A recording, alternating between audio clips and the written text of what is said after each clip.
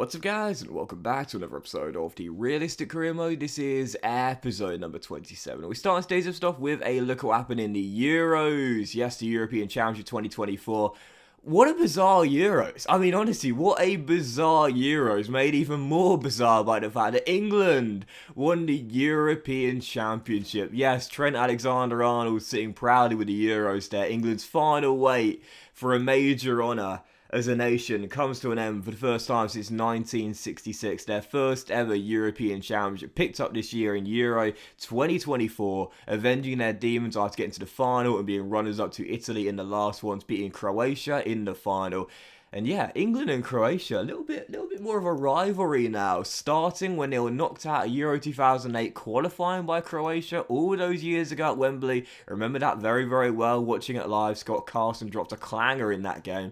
But, and then of course the World Cup semi-finals as well. Well, let's just say it was third time lucky for England as they came through to win the Euros. But I know what you're thinking, Doxy boy, that's great and everything. But let's get back to transfers with Everton. So I hear you, and here we go. So, obviously in the last episode, you would have seen we spent big on bringing Romelu Lukaku back to Goodison Park for his second stint here at Everton. Like I said before, I felt it was quite realistic. He's frozen out right now at Chelsea. He didn't play for Graham Potter at all last year after coming back from Inter Milan.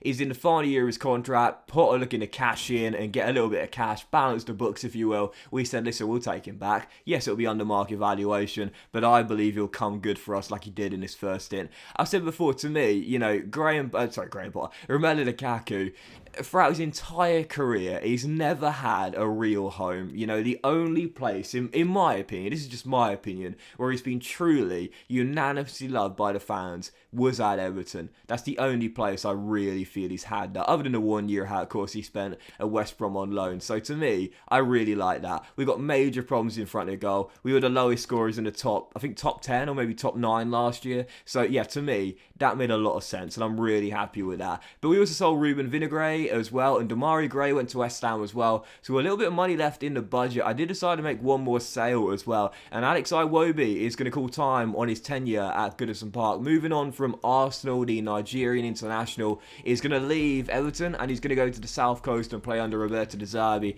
at Brighton. Last year I didn't use Iwobi much, and I'll be totally honest here, I like Iwobi. I really like how he's changed his game to a very hard-working, industrious midfielder. I rate that. I really do. When a player is struggling to, you know, really nail down quality appearances consistently and be a manager's first name on the team sheet, I really like it when a player decides to totally transform himself. And, you know, there is no substitute for hard work. I say this all the time. I rate that. I do. So I liked Iwobi as a squad player, but now I just don't see him getting the game time here. And I was going to look for a new midfielder as well. In the last episode, I asked you guys for transfer targets. Lots and lots of different suggestions on where we could possibly look to improve. But to me, I was thinking, okay, Varela last year had a couple of injuries.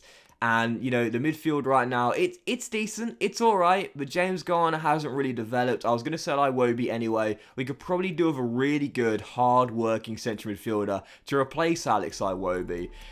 And as we look for players that were part of relegated teams last year, I mentioned before, to me, I want to make sure that if we are going to bring in players with Everton, realistic and also from realistic clubs, if you will. There's no point in me signing someone from Barcelona who's a regular starter in their team. What's the point in signing Frankie de Jong? He's not going to come here. But, you know, to me, this made a lot of sense. Southampton last year were relegated, and I know what you're thinking. Oh, God, here we go. Is it James Ward-Prowse again, Doxy boy? You sign him in every save. What can I say? I love JWP, but it's not James Ward-Prowse. However, it is one of my favourite players in FIFA. Now, if you've been watching me for a while, I've only had him once before, but you'll know I absolutely love this guy. Son of Lilian Thuram, the legend, brother of Marcus, you know who it is, Khephren Thuram. He left Nice to join Southampton, and like Alan Varela, who left Boca Juniors to join Bournemouth, when the Cherries were relegated, realistically, a player of his quality is want to come back to the Premier League to try and get more caps for the senior team. Khephren Thuram is the exact same. Thuram's way too good for the Championship. He's 82 rated. He's a jack of all trades. He is a perfect box-to-box midfielder. And like Alan Varela, hasn't won a cap for the senior team yet, just like the Argentine. But he's not going to get it playing second-tier football in the Championship. But he certainly could if he's playing for an Everton team that are also in Europe right now. So for a new club record transfer fee of £45 million, replacing, you know who I'm talking about. Replacing that dude. Yeah, Khephren Thuram is in, and I'm buzzing with this. I'm absolutely buzzing. Khephren Thuram is in, and as I said earlier, he is one of my favourite players in FIFA, because to me, one of my favourite types of players are the players that you can just do anything. Literally anything. Jack of all trades. It's why Renato Sanchez is my favourite player in FIFA, but Khephren Thuram is like a B-Tech Renato Sanchez. That is a compliment, I assure you. But even so, I am just buzzing with that. And for £45 million, yes, it's a lot of money. And I said before when we signed Alan Varela last year, I do hope that in future versions of FIFA, EA realised that, you know, when a club is part of a relegated team and they're more than good enough to be playing in the Premier League, they hand in transfer requests, because it's not realistic for them to just be sitting there in the second tier being like, yeah, I'm good enough to play Champions League football, but I'll just sit and play in the Championship instead, you know. So, yeah, I hope in future versions of FIFA, EA realise that for realism, it would be better if the players would ask for a transfer, or at the very least a loan, to go back and play 1 year in the Premier League. But Khephren is in, and I'm buzzing with that. Ghana hasn't really developed at all. Alan Varela had the injuries last season, and to me, he can do everything. And in my midfield 5 that we're currently playing right now, that's what I want my CMs to do, to literally do anything and be really hard-working, industrious midfielders. All 3 of them now in the starting lineup. Conor Gallagher, Amadou Onana and Khephren Thuram, they are those guys. I'm really happy with that. So for the first game of today's episode, West Ham away, taking on David Moyes' side in London, heading into the game season opener. This year the board has said, Doxy boy, get us in the Champions League. And I was like, oh, I'll try. But even so, taking on West Ham, and I really struggled in this game. I was not playing very well. I had my 2 starters in this game, Lukaku and Khephren Thuram. She said my 2 new signs in this game, but neither of which were covering themselves in much glory. We were still down by a goal after West Ham took the lead. I didn't have many chances in the game at all. I switched to a 4-3-3 midway through the game though, as you would have seen a couple of injuries as well. And late on in the game with 5 minutes on the clock, he was one of my best players last season. He was so big for me. And Callum Hudson-Odoi comes up clutch with the late leveler to give us a point on the opening day. I didn't play very well in this game. Admittedly, though, I did play a little bit better after switching to the 4-3-3. And Hudson-Odoi gives us a point on the opening day. Very fortunate indeed. Unfortunately, though, you would have seen 2 injuries for the Toffees. Yep, Conor Gallagher and Mavididi going down on the opening day. Yep, 2 injuries to 2 of my first 11 players on match day 1. That has got to hurt. A 3-month injury for Conor Gallagher and a full week injury for Mavididi as well. That's tough. That's a really tough start. Didn't play well against West Ham. Lucky to get a point. First to admit it, didn't play very well. But 2 injuries as well to 2 regular first team players.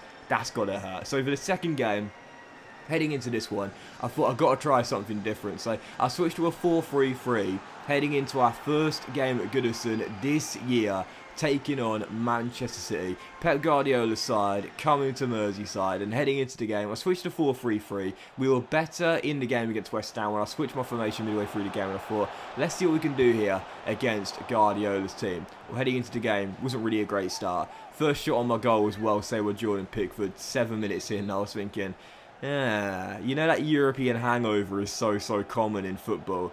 Is it happening to us before we've even played a European game? Because this is a poor start. But after a great save by Pickford from the corner, Man City played it short. Something which is a real pet peeve of mine, as you might find out as time goes on. But yeah, they played it short. We intercepted. We came on a very slow counter-attack. And after Anthony Robinson found Dominic Calvert-Lewin in for Romelu Lukaku, he offloads to the English-born American and Iliman Ndiaye, who last season did get a bit of game time and did quite well in limited minutes. In his first appearance of the season in for the injured Mavididi, scores our first goal at Goodison this year to make it 1-0. And 37 minutes in, as Hudson-Odoi and DCL play a 1-2, Oh, I should have made it two. Bearing down on goal with Edison, failed to hit the target. That's one of the worst feelings, that when you're an underdog, you got a golden chance and you don't even test the goalkeeper. That is one of the worst feelings. So we were still leading by a goal. But to be fair, I was really impressed with how I played in the first half. Yes, I conceded the first shot on goal. But other than that, I felt like I was playing better. So in the second half, I decided not to sit on the one goal lead, but instead go for a second, and we got it as well. He set up the first and he scored the second. Anthony Robinson makes it 2-0 Everton with a great finish across the Brazilian into the far corner.